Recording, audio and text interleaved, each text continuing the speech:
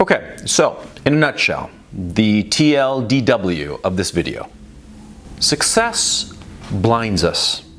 When we succeed, we are not really able to see what led us to our success. And in point of fact, we tend to fool ourselves as to why we succeeded. It's only in failure that we are able to see what happened. It's only in failure that we are able to see our weaknesses, our bad decisions, the mistakes we made. It's only in failure that we can improve ourselves. That's why failure is so important. And that's why success can be so dangerous. I can't smoke in the studio, and even if I could smoke in the studio, I wouldn't smoke in it because I don't like the smell of stale cigarettes. But oh man, I need a cigarette right now, but I can't for various reasons. I have to stay here because I'm waiting for a call, and so I'm just faking smoking a cigarette, and so just keep your snide little comments to yourself, please. Thank you. When you succeed, especially when you succeed young and you succeed at something big, you're going to think to yourself that you are so fucking smart. Yeah, because it happened to me. Because when I was young, I succeeded rather spectacularly in publishing. And it was only years later, decades later really, that I realized how lucky I'd been. It had been luck. Yeah, of course, I'd actually written a book that was fairly decent, that was commercially viable, sure. But it wasn't because I was so great. It was, a lot of my good fortune was because exactly that. I got lucky. I didn't believe it at the time. Oh no. At the time, I thought it was because I was a genius, right? Because that's what success does to you. It makes you drunk. When you get into the champagne room after a big success, what do? You pop open the champagne bottles and you start getting drunk. And you buy your own bullshit. What's more to the point, see, as you succeed, you start to ascribe to yourself your success. There's that saying, you know, that success has many fathers. I mean, sometimes success has so many fathers that, you know, you really wouldn't want to meet the mother. You know what I'm saying? Anyway, when you succeed, you start to say to yourself, I wasn't lucky. I didn't get, you know, catch a few good breaks. I succeeded because I'm so fucking smart. I'm so fucking talented. I'm so fucking wonderful. That's what you start to think. But when you fail, you don't go to a champagne room, now do you?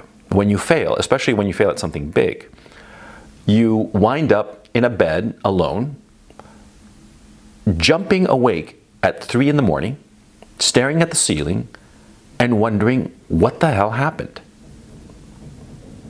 That's failure. And failure, obviously, is not pleasant. I've failed a number of times in my life. And it was not fun at all. It was fucking horrifying. But, you know, that's life. It's successes and it's failures.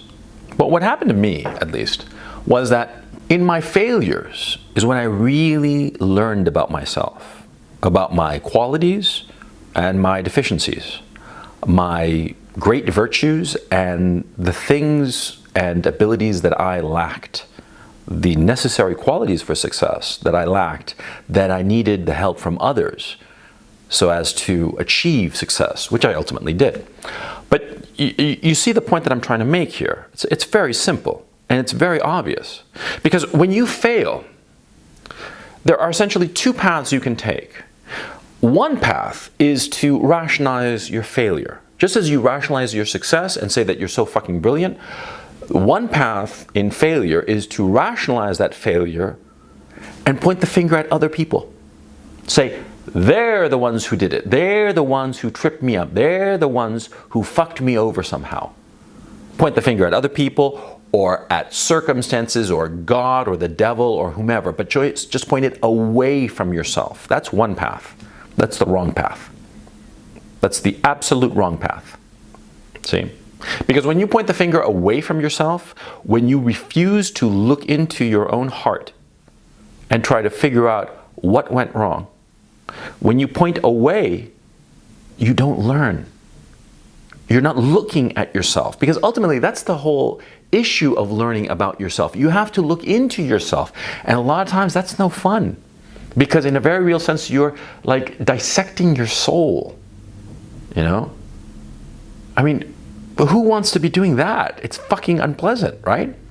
It is easy to point the finger at others, at circumstances, at your enemies, quote unquote, and be deluded into thinking that you had nothing to do with your failure. It was all somebody else's fault.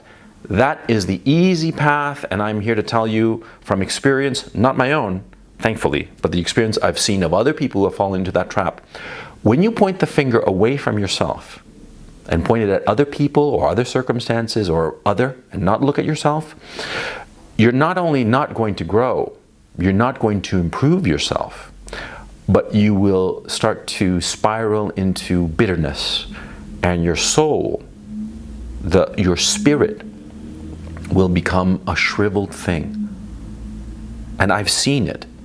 In point of fact, you know, there's this YouTuber that you all know, who's done that. He's pointing away from himself and pointing at other people as if other people are the reasons that he made the horrible decisions that he made. He refuses to look at himself.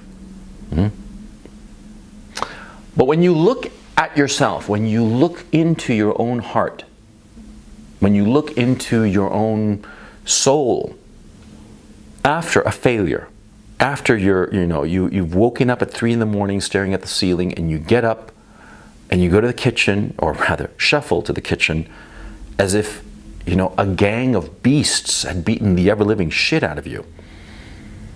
And you get to the kitchen and you sit down there in the kitchen table, you know, and you light your cigarette and you drink your coffee, and you're saying, what the fuck happened?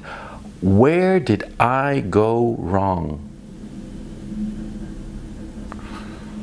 That's the nadir. But paradoxically, that's the best moment of a failure. It's the best moment because it's at that point when you accept the fact that you fucked up. Somehow you fucked up. And you start to examine where you fucked up. Well, you will quickly find where you fucked up, and you will be able to improve that. That's the whole point. You will be able to improve it for the next time. And the next time, that thing that you made a mistake previously, well, it won't happen again now, will it? Because you will have grown. You will know more about yourself.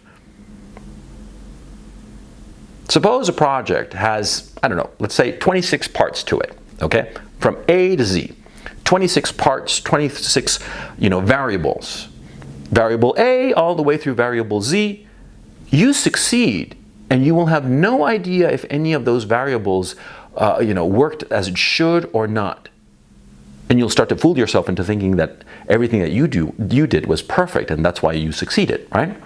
But when you fail, you get to look at that string of variables from A to Z, and you start to look at each one of them, and you start to figure out, where was the failure? Why was it that you didn't succeed? Why did you fail? And you start looking at each one from A, B, C, all the way through to the final issue. And it could be that your failure really wasn't your fault. It could very well be that. That often happens, that some other, bad luck happens. I don't know, you were setting up a factory and, an asteroid fell and blew it away, and you hadn't yet signed the papers for the insurance contract, yeah? And, you're shit out of luck, right? That's bad luck. When it's bad luck, and you shrug your shoulders and move on. But you should never assume that every failure is just bad luck, okay? You always have to examine the failure from A to Z, no matter how painful that is. And you have to look at everything that you did and, hand to heart, ask yourself, did I fuck up? Did I play this wrong? Did I make the bad choice? Or was it okay and this was okay, it was the next thing, or whatever? You see what I'm saying? You have to be honest. It's the one time in your life when you truly, truly have to be honest, if only with yourself. See? You have to be honest with the failures that have befallen you, and you have to be honest as to whether you're at fault. If you're not at fault, fine, but don't try to say that everything is somebody else's fault or you had no blame in your failure. Okay? Because that's not true. I mean, we both know it.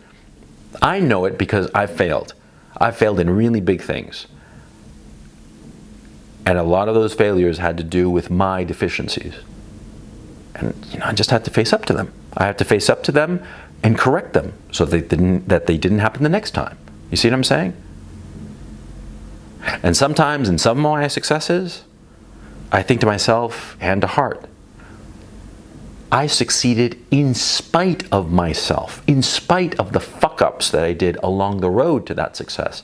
It's practically a fucking miracle that I actually did succeed in some of the things I was doing because I was fucking it up so righteously along the way. It's like, I was trying to snatch defeat from the jaws of victory, Yeah, that happens to everybody. It happens especially when you're young. And that is why a lot of times young people who have great successes when they're young, they don't amount to much. Lots of times those guys who succeed huge when they're young, they get blinded. They start buying their own brand of bullshit. They think that they are king shit of Turd Mountain. And you see, a lot of times success breeds success, right? But eventually you hit the wall. It's just a matter of time. And when those guys who have started out young and it's been, just a golden road ahead of them, all success after success, when they hit that wall, they don't recover.